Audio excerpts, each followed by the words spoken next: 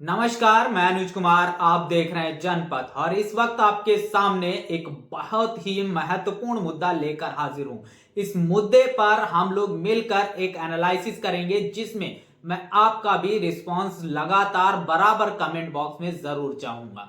जिस तरीके से बात किया जाए, तमाम चुनाव होने वाले हैं और चुनाव में जिस तरीके से बहुजन समाज के प्रति एक जो तमाम राजनीतिक पार्टियां हैं उनका जो रवैया है वो शुरू से आज तक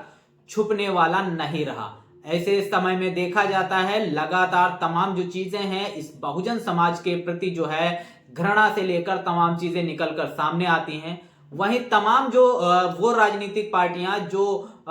तथाकथित सवर्ण राजनीतिक पार्टियां कहलाती हैं वो लगातार तमाम जो शोषित, वंचित, दबे कुचले दलित समाज के जो व्यक्ति हैं, आदिवासी समाज के जो व्यक्ति हैं, चुनाव के मौसम में उनके घर पर जाकर खाना खाने का काम करते हैं और उन्हें ये जताने की, उन्हें ये याद दिलाने की कोशिश करते हैं कि आपकी जाति क्या है और इसी वजह से आपकी जाति के आधार पर आप ऐसे हो, इसी वजह से हम आपके घर पर खाना खाने आए हैं। यानी कि उसको एहसास दिलाया जाता है कि तुम किस जाति के हो। और इसके बाद इस तरीके के तमाम ढोंग करने के बाद जब उन्हीं राजनीतिक पार्टियों का कहीं ना कहीं शासन सत्ता आ जाती है और ये बहुजन समाज उनकी भावनाओं में बह जाता है, तब उसके ऊपर पेशाब कांड जैसी घटनाएं, आए दिन उसकी बहन बेटियों की इज्जत लूटना, उसके घर के जो बच्चे हैं उनको मारना पीटना, इस तरीके से उसके घर की जो जमीनें हैं उन पर कब्जा करना, इस तरीके की तमाम जो चीजें हैं लगातार होती आती हैं। लेकिन उत्तर प्रदेश में एक सरकार बनी और उस सरकार के बाद काफी हद तक जो ये घटनाएं थी वो घटकर जीरो हो गई उस शासन काल में। और आज भी उस तरीके की घटनाएं करने से पहले कहीं ना कहीं तमाम जो लोग हैं वो ये एक बार जरूर सोचते हैं कि वो राजनीतिक पार्टी अगर सत्ता में आ गई तो हमारा क्या होगा। और वो राजनीतिक पार्टी थी बहुजन समाज पार्टी। बहुजन समाज पार्टी की सरकार जिन 4 बार रही, उस 4 बार के शासनकाल में भले ही उसने सरकारें भाजपा के समर्थन से बनाई हो, लेकिन उसके शासनकाल में, बहुजन समाज पार्टी के शासनकाल में कभी भी किसी दलित पर, किसी मुस्लिम पर, किसी माइनॉरिटी पर किसी भी तरीके का कोई भी उसके हक और अधिकारों पर कोई भी प्रभाव नहीं पड़ा। उसके हक अधिकार बराबर मिले, उसकी सुरक्षा बराबर हुई। और उसके बाद जिस तरीके से जब पूर्ण बहुमत की सरकार आई उसके बाद तो तमाम जो लोग हैं वो लगातार इस समाज से इसलिए भी डरते थे कि अगर बहुजन समाज पार्टी की सरकार में हमने किसी को कुछ कहा, किसी की बहन बेटी को छेड़ा या किसी के खेतों पर कब्जा किया तो कानून हमें नहीं छोड़ेगा। बड़ी बात निकल कर आती है। लेकिन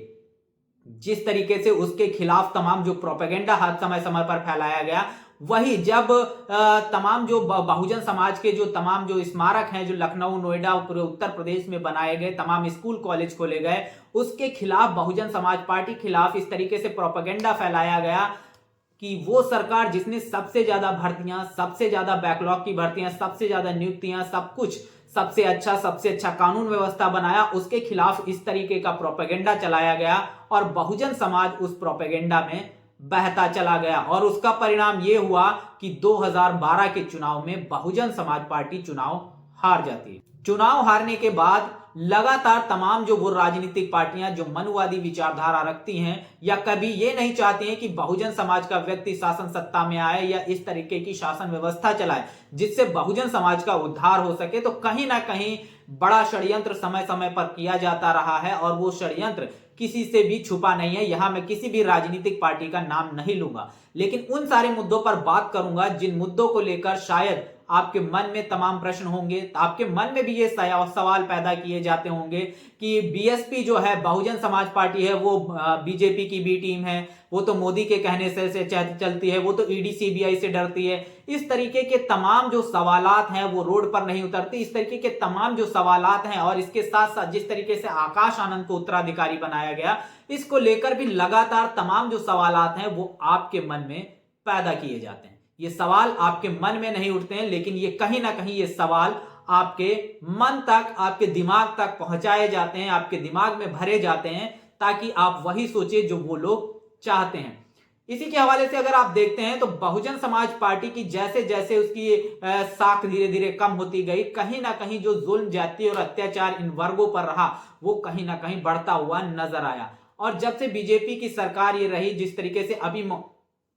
और जिस तरीके से मौजूदा जो सरकार है, इस सरकार में जिस तरीके से तमाम जो महिलाओं के प्रति, तमाम जो SC ST के प्रति, तमाम मुस्लिम समाज के प्रति जिस तरीके का रवैया और जिस तरीके से जो अधिकारी हैं पेश आते हैं, जिस तरीके से समाज में उनकी स्थिति दयनीय होती जा रही है और जिस तरीके से उसके खिलाफ जुल्म, ज्यादती और अत्याचार होता है, बलात्कारियों का संरक्षण जिस तरीके से होता हुआ तमाम खबरों में नजर आता है, तो उसका एकमात्र कारण यह है कि बहुजन समाज पार्टी का कहीं ना कहीं, जिस तरीके से बहुजन समाज पार्टी का तमाम बहुजन समाज ने जो साथ छोड़ा है, जो उन्होंने गलती की है, उसका परिणाम यह है कि ये जुल्म, ज्यादती और अत्याचार बढ़ा है। अगर आज भी उन तमाम लोगों को ये लग जाए, उन गुंडा प्रवृत्ति के लोगों को, उन आपराधिक प्रवृत्ति के लोगों को आज भी ये लग जाए कि बहुजन समाज पार्टी शासन सत्ता में वापस आ सकती है और अपने दम पर पूर्ण बहुमत की सरकार बना सकती है, तो कहीं ना कहीं ये जुल्म, ज्यादती और अत्याचार जो है वो कम हो जाएगा। लेकिन हम उस पर भी बात नहीं करेंगे। जिस तरीके से बड़ी खबर आती है, और मैंने तमाम जगह पर जब एनालिसिस आप करोगे,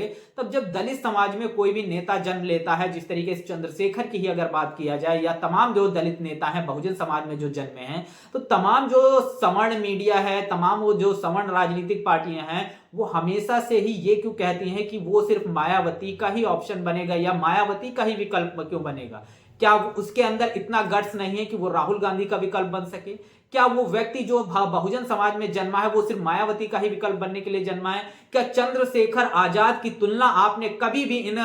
मनुवादी चैनलों, जिन पर चंद्रशेखर को बुला के बैठाया जाता है और तमाम तरीके की बातचीत की जाती है और मायावती को लेकर बात किया जाता है, और चंद्रशेखर भी उन बातों से नहीं बच पाते हैं और कहीं ना कहीं अपने आप को बसपा का विकल्प बताते हुए नजर आते हैं। लेकिन कभी ना तो आपने चंद्रशेखर के मुंह से सुना होगा कि मैं जो राजनीति में आया हूं, मैं राहुल गांधी का विकल्प बनने आया हूं, मैं कांग्रेस का विकल्प बनने आया हूं, मैं बीजेपी का विकल्प बनने आया हूं, मैं समाजवादी पार्टी का विकल्प बनने आया हूं। इस तरीके की कोई बात नहीं निकल कर आती है, क्योंकि ये जो तमाम जो मनुवादी विचारधारा के तमाम जो न्यूज चैनल्स हैं, वो लगातार ये आपके दिमाग में, आपके नेताओं के दिमाग में भरते हैं कि आप सिर्फ राजनीति करेंगे तो दलित समाज की राजनीति करेंगे, आप कभी भी किसी भी सवर्ण लीडर पार्टी को बीट नहीं कर सकते, आप किसी भी सवर्ण लीडर को रिप्लेस नहीं कर सकते। इस तरीके की मानसिकता जो है वो आपके दिमाग में ठूसी जाती है और आप वही काम करते हैं। जबकि अगर माननीय बहन जी की बात किया जाए तो वो कभी भी चंद्रशेखर या किसी भी मुद्दे पर पर्टिकुलर बात नहीं करती हैं, क्योंकि वो इन चैनलों की मानसिकता को और इनकी राजनीति को समझती हैं और इसीलिए वो अपना कोई भी प्रवक्ता इनके न्यूज चैनल्स पर नहीं भेजती हैं। ये शायद बड़ी वजह होगी। इसके साथ ही साथ जिस तरीके से बहुजन समाज पार्टी पर आरोप लगता है कि वो बीजेपी की बी टीम है, तो मैं आप लोगों से, मेरे भी कुछ सवाल हैं। अगर बहुजन समाज पार्टी बीजेपी की बी टीम है, तो क्यों मायावती जी का जो नोएडा में एक बहुत बड़ा एक प्लॉट था, उसको क्यों बीजेपी की तरफ से, जिस तरीके से 2018 में अधिग्रहण किया गया उसका, क्यों मायावती जी का दफ्तर छीना गया? और अखिलेश यादव जो आरोप लगाते हैं, क्यों अखिलेश यादव के दफ्तर को 2 गुना 3 गुना बढ़ा के दे दिया गया? क्यों जो बात किया जाए मनमोहन सिंह की सरकार में जो ईडी और सीबीआई में की तरफ से जो आय से ज्यादा का जो केस दायर हुआ था अखिलेश यादव, मुलायम सिंह यादव, शिवपाल यादव और उनके बेटे पर, तो वो केस को सीबीआई ने अपनी मर्जी से बीजेपी के शासनकाल में क्यों वापस ले लिया? तो इस तरीके से आपने एक चीज जरूर देखी होगी कि जैसे जैसे चुनाव आता है और जब से ये अफवाह जो चीजें निकल कर आई हैं कि Bahujan Samaj party India alliance में शामिल होने जा रही है, तो समाजवादी पार्टी के जो समर्थित पत्रकार हैं, साथ ही साथ बीजेपी पार्टी के जो समर्थित पत्रकार हैं, आप उन पत्रकारों की भाषा देखिएगा, उनकी लैंग्वेज देखिएगा, वो कहीं ना कहीं ये तमाम जो चीजें हैं, बीएसपी तो कहीं की नहीं है, बीएसपी तो बीजेपी की बी टीम है, बीएसपी का तो वजूद ही नहीं है, इस तरीके की तमाम बातें करते हुए नजर आते हैं। और मैं ये भी आपसे चाहूंगा कि जो इस तरीके की बातें करते हैं, जो पत्रकार ये बात कहते हैं कि बीजेपी की बी टीम है या ये बसपा को कोई वजूद नहीं है या मायावती अमित शाह के कहने से चलती है, क्या आपने कभी उन जो लोग ये बात बोलते हैं या जो न्यूज, अच्छा राजनीति की बात किया जाए तो राजनीति में लोग एक दूसरे पर आरोप प्रत्यारोप करते हैं, लेकिन वो पत्रकार जो इस तरीके की बात करते हैं, क्या कभी नहीं आपने उनके बैकग्राउंड को चेक किया? या तो फिर वो समाजवादी पार्टी से कहीं ना कहीं समर्थित होंगे या वो कहीं ना कहीं कांग्रेस से समर्थित होंगे। हालांकि इंडिया अलायंस में को लेकर जो कांग्रेस समर्थित पत्रकार हैं वो इस पर कोई भी बातचीत नहीं करते हुए नजर आ रहे हैं, लेकिन बीजेपी की तरफ से इस तरीके से अफवाहें फैलाई जा रही हैं, खुद से फैलाई जा रही है कि बीजेपी की बी टीम है मायावती जी। समाजवादी पार्टी के जो समर्थित पत्रकार हैं उनकी तरफ से इस तरीके की बातें फैलाई जा रही हैं। तो सोचना समझना अब बहुजन समाज को है। अगर सिर्फ मायावती को बदनाम करके, मायावती के खिलाफ इस तरीके का प्रोपेगेंडा रच के तमाम जो राजनीतिक पार्टियां हैं, तमाम जो राजनीतिज्ञ हैं, वो लगातार अपने ऊपर लगे सीबीआई के केसेस, अपने पिताजी को कहीं ना कहीं जिस तरीके से भारत रत्न, इस तरीके के तमाम जो अवार्ड दिलवा रहे हैं, इसके साथ उनका जो परिवार है वो उसी बीजेपी की टीम में शामिल है। और बीजेपी कब चाहेगी कि Bahujan Samaj party India alliance में शामिल हो, जिससे इंडिया अलायंस मजबूत हो और कहीं ना कहीं बीजेपी को उसका नुकसान हो। तो कहीं ना कहीं बीजेपी भी इस तरीके की तमाम चीजें करती है। अब ये सोचना बहुजन समाज को है कि वो उनकी इस चाल को समझ पाता है या नहीं समझ पाता है। लेकिन अंततः मेरा तमाम जो बहुजन समाज है उससे मेरी यही अपील रहेगी कि कभी भी अपने लीडर की तुलना किसी दलित लीडर से मत करिएगा। उसकी तुलना अगर करना है, उसकी राजनीतिक पार्टी की तुलना अगर करना है, तो उस सवर्ण पार्टी से कीजिए कि इसको रिप्लेस करेगा हमारा ये लीडर, हमारी जो ये पार्टी है इस पार्टी को रिप्लेस करेगा। तो कहीं ना कहीं जो उनकी चाल है उस चाल पर आप करारा प्रहार करेंगे, और जब उसकी उस चाल पर प्रहार करेंगे तो शायद वो आपके खिलाफ और आपको बरगलाने में कहीं ना कहीं पीछे नजर आएंगे। और यही बड़ी वजह है कि वो आपको, आपके समाज के चमचे इसीलिए पैदा करते हैं ताकि वो आपकी पार्टी, आपके नेता को रिप्लेस करने की बात करके आपके तमाम जो मताधिकार है, जो आपका तमाम वोट है, उससे डाइवर्ट करें और मर्ज करें। और वही होता चला रहा है। 2012 के बाद से की जो राजनीति है उसमें क्या कुछ हुआ, आपके नेता की बदनामी की, आपकी पार्टियों की बदनामी की, आपके तमाम जो आपके समाज के जो लीडर्स हैं उनको कहीं ना कहीं शामिल किया, उन्हें पैसों का लालच देके उन्हें कहीं ना कहीं तमाम चीजों से लैस करके भेजा गया समाज में, ताकि वो आपके नेता की, आपकी पार्टी की बदनामी करे और आप चुनाव में ना आ सके। लेकिन आपको अब सोचना है कि आप इस पर क्या एक्शन लेंगे। क्या आप अपने लीडर की तुलना चंद्रशेखर आजाद की तुलना राहुल गांधी से करेंगे? चंद्रशेखर आजाद की तुलना कहीं ना कहीं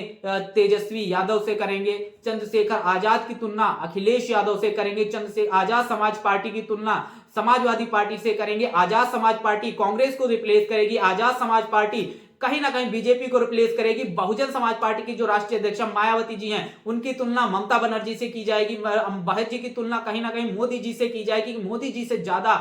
वेटेज वाली नेता हैं, उनसे ज्यादा मताधिकार है, उनसे ज्यादा इंटेलेक्चुअल है, उनसे ज्यादा सारी चीजों में रखती है, शासन व्यवस्था उनसे बेहतर चलाती है। इस तरीके की मानसिकता बहुजन समाज को बनानी पड़ेगी। अन्यथा आपके ही समाज के तमाम लोग हैं जो आपको ये कहेंगे कि ये तो फर्जी की बातें कर रहा है, ये तो इस तरीके की चीजें कर रहा है। सोचना आपको है। आपको तय करना होगा कि आपको अपने समाज के लीडर को बदलना है, अपने समाज की पार्टी का ऑप्शन बनना है, या उन सवर्ण राजनीतिक पार्टियों का, उन सवर्ण लीडरों का ऑप्शन बनना है जिन्होंने आज तक आपका शोषण किया है। कमेंट बॉक्स में अपनी प्रतिक्रिया जरूर दीजिएगा। बने रहिएगा जनपद के साथ। तब तक के लिए जय भीम।